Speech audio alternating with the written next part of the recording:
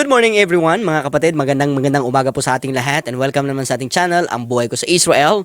So ito, very simple video. Kung ikaw po ay nagtataka kung paano po yung action ng Iron Dome, isa po sa mga Israel defense na ginagamit to intercept yung mga rockets, missile galing po sa Gaza and even sa Lebanon. So, papakita ko po sa inyo mga kapatid. So, this is very new and latest ito para magkaroon kayo ng idea. And praise God talaga na nagkaroon ng defense na ito to protect all the civilians dito sa Israel. So, malaki talagang bagay. I think, hindi ako nagkakamali, 98% talaga accurate yung pag-intercept ng Iron Dome na ito. And malaki yung tulong na ito to protect all the civilians dito sa Israel. So, papakita ko sa inyo mga kapatid. Ito nakaraan lang kasi nga patuloy po na nagpapadala ng mga missile ang Gaza going sa Israel and makita natin dito yung action pag-act ng Iron Dome na ito to intercept all those incoming missiles dito po sa bayan ng Israel. Yan. Yan. Narinig nyo mga kapatid yung yan po ay siren. So, pag sabi mo na siren, may paparating, may upcoming missile galing po sa Gaza. So, pag sabi mo na may sirena na ganyan, may tunog, kailangan mo na magtago. Within 90 seconds, you need to go to mamad or bunker, yung pinakamatigas na bahagi sa part ng bahay nyo. Kasi nga, mayroong mga upcoming missile na pinadala po ng Hamas. Imagine, everyday, kung ganito yung sitwasyon mo, sino ba namang hindi magde-depend sa bayan niya?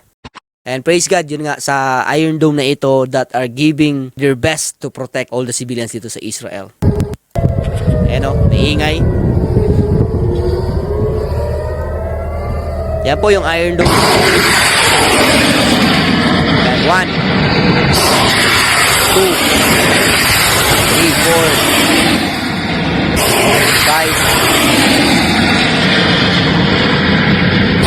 5, 6. Grabe no?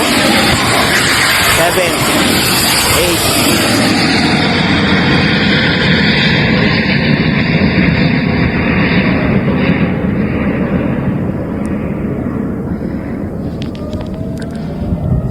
Ayan o. Ayan, ano nyo mga kapatid? 8. So this is just one Iron Dome na pinalipad ng Israel. And imagine, magkaiba po yan. Ang pagpalipad ng Hamas, they strike anywhere going to the civilians sa Israel. Siyempre, wala nang ibang iba to destroy someone. Pero yung Israel, nagpapalipad sila ng mga rockets to protect, to destroy all those kasam rockets na pinapadala po ng Hamas. So, praise God. Salamat tayo na talagang napakabuti ng Panginoon sa bayan ng Israel for giving wisdom sa mga Israeli, sa mga Jewish people na ito para makagawa ng defense na ito. And there's so many defenses dito sa Israel and syempre isa sa mga mabisa talaga na panlaban sa mga pasaway na ito na kapitbahay nila is this Iron Dome. So, at least makita natin na malapitan yung nangyari.